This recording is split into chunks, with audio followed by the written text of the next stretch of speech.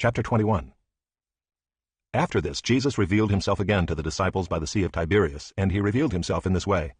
Simon Peter, Thomas, called the twin, Nathanael of Cana in Galilee, the sons of Zebedee, and 2 others of his disciples were together. Simon Peter said to them, "I am going fishing." They said to him, "We will go with you." They went out and got into the boat, but that night they caught nothing. Just as day was breaking, Jesus stood on the shore, yet the disciples did not know that it was Jesus. Jesus said to them, "Children, do you have any fish?" They answered him, "No." He said to them, "Cast the net on the right side of the boat, and you will find some." So they cast it, and now they were not able to haul it in because of the quantity of fish. That disciple whom Jesus loved therefore said to Peter, "It is the Lord." When Simon Peter heard that it was the Lord, he put on his outer garment, for he was stripped for work, and threw himself into the sea. The other disciples came in the boat, dragging the net full of fish, for they were not far from the land, but about 100 yards off. When they got out on land, they saw a charcoal fire in place, with fish laid out on it and bread. Jesus said to them, "Bring some of the fish that you have just caught." So Simon Peter went aboard and hauled the net ashore, full of large fish, 153 of them. And although there were so many, the net was not torn. Jesus said to them, "Come and have breakfast." Now none of the disciples dared ask him, "Who are you?" They knew it was the Lord. Jesus came and took the bread and gave it to them, and so with the fish.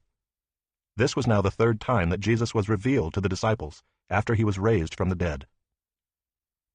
When they had finished breakfast, Jesus said to Simon Peter, "Simon, son of John, do you love me more than these?" He said to him, "Yes, Lord, you know that I love you." He said to him, "Feed my lambs."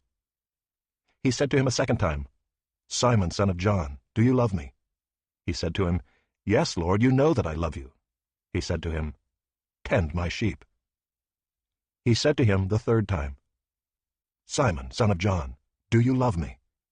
Peter was grieved because he said to him the 3rd time, "Do you love me?" And he said to him, "Lord, you know everything. You know that I love you." Jesus said to him, "Feed my sheep. Truly, truly, I say to you, when you were young you used to dress yourself and walk wherever you wanted. But when you are old, you will stretch out your hands, and another will dress you, and carry you where you do not want to go."